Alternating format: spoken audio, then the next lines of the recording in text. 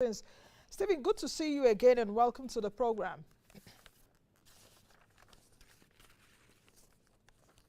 Hello, Dr. Akitayo, are you there?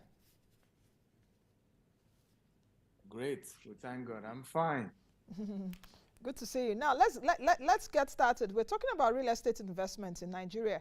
I know that you teach people how to make and invest money in e-commerce, agriculture, and real estate. Now, why are you so interested in housing in Nigeria, given the volatility of the real estate market? Well, for me, I mean, my background was critical to this. I was born in Meduguri, northern part of Nigeria, and we kept moving from one house to the other because landlords were increasing rent. At some point, we had to move to a place you can call a village because there was no running water and no electricity, because that was the only place my parents could afford to buy land. Same in Meduguri.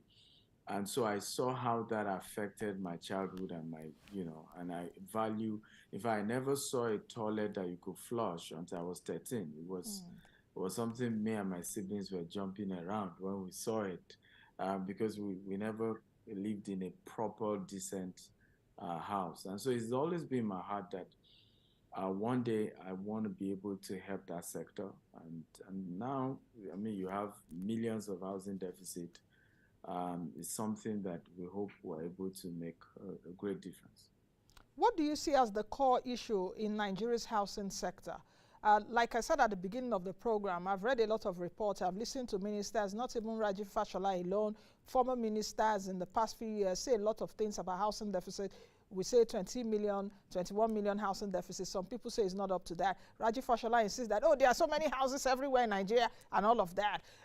But you are in this space. I don't know why you are laughing. But it's actually laughable, though, because you see a lot of people that are homeless, so a lot of people don't have money to afford decent housing. What do you think is the central issue affecting Nigeria's housing market? Well, I think it's affordability and accessibility, and there are two different things. Affordability has always been a global challenge. Even here in Dubai, the cheapest house right now is about $300,000 here in Dubai, and the reality is that that's a lot of money. Okay, so affordability has always been an issue globally. It's not just a Nigerian thing. However, what the rest of the world has done is to make sure it's accessible. And how have they done it? Provide a mortgage system, get more lenders in that system. People should be able to just bring in 20% and then lenders give them the remaining 80%. In fact, UK did something, fantastic recently. They started a first-time buyer program where they realized that even the 20% most people couldn't afford. They were able to raise it, and what UK government had to do is to say, okay, you bring 10%, the government will help you with the remaining 10%, and the lenders, regular lenders, give you the remaining 80%. So that way again it became more accessible. So I think the conversation should be accessibility, because affordability is a general global issue, and we haven't done much. Government hasn't done much. The financial institutions haven't done much, and that's really why the housing deficit is that. It's just crazy in Nigeria. It's just wide. So where does the mortgage banks or the mortgage industry really fit in into all of this? Just like you said, in developed climes, you see that there's the mortgage industry that comes to, help people. If you have a decent work in America and in the UK, in other developed climes, you don't need to be paying a down payment. From your salary every month, you can be paying money for housing for the next 30, 35 years. The burden will not be that much. Yes. So what do you think about that in Nigeria, and how do you think that we can improve on that? Well, I think the challenge is the fact that, first of all, there's a lot of bottlenecks in an average Nigerian being able to access mortgage. I remember, speaking with one of my bankers recently, and I said, look, people cannot run away with a house. Why is the commercial banks? Because when you talk to the mortgage banks, The federal mortgage program will tell you that, look, there are more people applying than the funds we have can take care of. The commercial mortgage firms don't have enough liquidity to support more families in Nigeria. So you are now left with the commercial banks, and that's one of the advantages that you have in developed world. That is not only the normal mortgage companies that can give you loan towards your house. You have a wide range of lenders. You have community banks, you have cooperatives, you have everybody's there to be able to support you if you want to go through their route. But in Nigeria, you have even the commercial banks who probably could have helped because they do more retail. Just saying no, no, no, no, leave that mortgage side alone. But I keep saying that no, I think they can come up with a product because nobody can run away with a house. You can't carry it away. So if we can build a stronger structure, the commercial banks can come because they can service more people, right? If you're arguing that it's 15 million, if you're arguing that it's 20 million, if you're arguing that it's 25 million, the reality is that they combine private sector, government. None of us is doing up to a million housing unit construction at the moment. Okay, we all agree the deficit is in millions, but none of us is constructing to the realm of millions. Even us, we're trying to do 25,000 in the next 13 years. Can you imagine 13 years, 25,000? Meanwhile, you have millions in terms of housing deficit that is out there. Egypt is doing, where the COP27, the UN climate change event, Egypt is boasting of doing 30 million housing units. 30 million. And we're seeing, some of them are even completed. That is the direction we have to go, actually. Okay, let's talk about the specifics about the current promotion that your company is running, GtextHomes. Can you give me specifics about that? And it also seems that some of your products are really for the, some of your housing solutions are for the wealthy. With housing inequality, affordability, and accessibility that you spoke about earlier, how can the middleman be of? There's no way for the middleman, apparently, Stephen, in your housing solution, because I can see that there are millions and millions of naira. I don't think so. In fact, somebody once even saw our housing unit. I remember I went to Bank MD's house, and I showed him our brochure. He shook his head and said, "Is there a house of this amount in Nigeria?" So it's relative, yeah, honestly, because he felt it was too cheap. So the concept of affordability is relative to the individual involved. But like I said earlier, accessibility is what we can talk about. And what GTEX has had to do now is to come up with a product that can then make it more accessible. Right now, we have properties in different parts of Nigeria. You have to pay 100%. We give you your keys, you move in.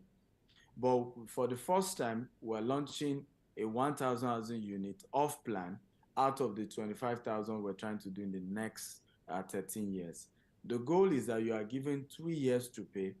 We will start construction in March. We have 8 locations. We already have the properties. We bought the land. We own the land 100%. And we'll move to start construction in March 2023. Those who do outright payment, hopefully first quarter of 2024, they can start getting their keys. And of course, those who are waiting for that 3 years and spreading for 3 years, after they complete their payment, they get the keys to their house. And those who, for any reason, have paid up to 30% and are struggling to balance, we can link them up with mortgage companies that can then give them another 10 to 15 years to complete, and they will settle us. And you and the mortgage company work it out among yourselves. So these are some of the things we're working on, because accessibility is more realistic and is a more realistic conversation to have. Affordability is a function of different factors. We are not the owner of the land, right? And it's expensive to buy land in Nigeria. Most of the materials we are using are imported. Part of the reasons why you're seeing our building collapse and all of those things is as developers are trying to, make things affordable, cheap, and things like that, you then start unknowingly using inferior materials. And so for us, most of our materials are imported. In fact, we've pegged all, for those who are seeing Naira, please everything has been pegged to dollar.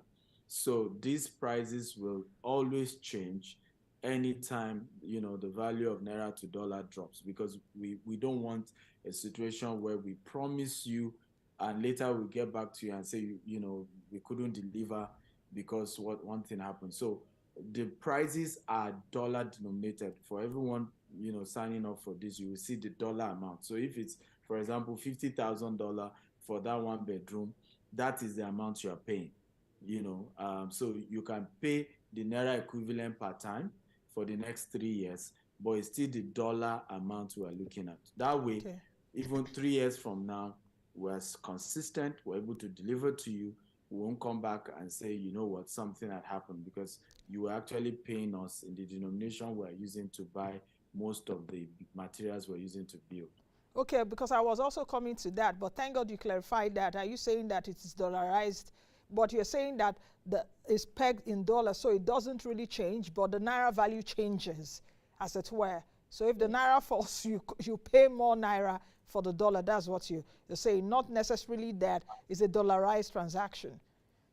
If I got that right.